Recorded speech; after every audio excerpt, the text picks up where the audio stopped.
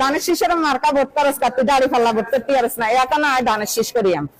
এই বালকটির বক্তৃতা শুনে বা এই বালকটির সিচুয়েশন দেখে আমার মনে খুব কষ্ট জেগেছিল। আমি খুব কষ্ট পেয়েছিলাম যে রাজনৈতিক মাঠে রাজনৈতিক কার্যক্রম পরিচালনা করার ক্ষেত্রে এরকম নোংরামি কেন, বাচ্চাদের উপর নির্যাতন কেন।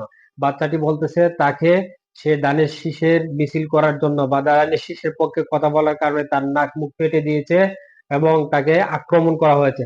এবার চলুন আমরা দ্বিতীয় ভিডিওটি দেখি, তাহলে খুলাসা হয়ে যাবে এই রাজনৈতিক নোংরামি খেলাটা।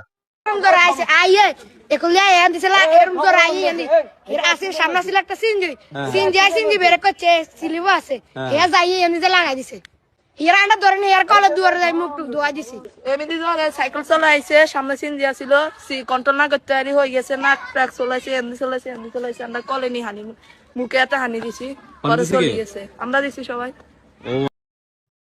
অবশ্যই বাংলাদেশের নাগরিক হিসাবে বা পৃথিবীর মানুষ হিসেবে আপনার সুনির্দিষ্ট পছন্দ এবং পরিকল্পনা থাকতে পারে কোন রাজনৈতিক দল নিয়ে, কিন্তু রাজনৈতিক দলের মধ্যে এই নোংরামি এই কাদা চুরাচুরি যেন না হয়। বিশেষ করে শিশুদেরকে অনৈতিক ভাবে এভাবে জড়ানোটা আমাদের কতটুকু সমীচীন হয়েছে একটু জানাবেন আশা করি।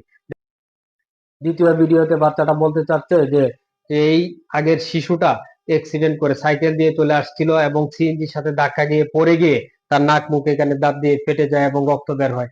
আর এই সামান্য বিষয়টাকে কেন্দ্র করে একটা রাজনৈতিক কুচক্রী মহল এটাকে বড় স্প্রেড আউট করে আর একটা রাজনৈতিক দলের বা জামায়াতের নিন্দা করতে যাচ্ছে। আমি জামায়াতের পক্ষ নিয়ে বলছি না, আমি শুধু আগামী ভবিষ্যৎ নিয়ে একটা দুশ্চিন্তা প্রকাশ করছি। কারণ হচ্ছে আপনারা যেভাবে এটা প্রকাশ করেছেন এটার সাথে এই বাচ্চাদের কথাগুলো কোনোভাবেই মিলছে না। তাহলে প্রশ্ন হচ্ছে, প্রথম শিশুটা যদি দুর্ঘটনার কারণে আঘাতপ্রাপ্ত হয়ে থাকে, তাকে দানের শীষের পক্ষে মিছিল করার কারণে বা দানের শীষের পক্ষে ভোট চাওয়ার কারণে কেন তাকে আক্রমণ করা হবে?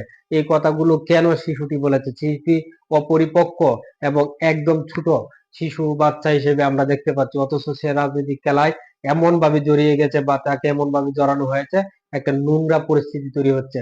আশা করি আমাদের দেশে এরকম রাজনৈতিক নোংরা পরিবেশ যেন চিরতরে মুছে যায়। এই জন্য আগামী নির্বাচনে অবশ্যই হ্যাঁ বুটে ভোট প্রয়োগ করুন এবং দেশের পরিবর্তনের জন্য চাবিটাকে আপনি একবার ব্যবহার করুন। ধন্যবাদ সবাইকে। আসসালামু আলাইকুম। হ্যাঁ বুটে ভোট দিন।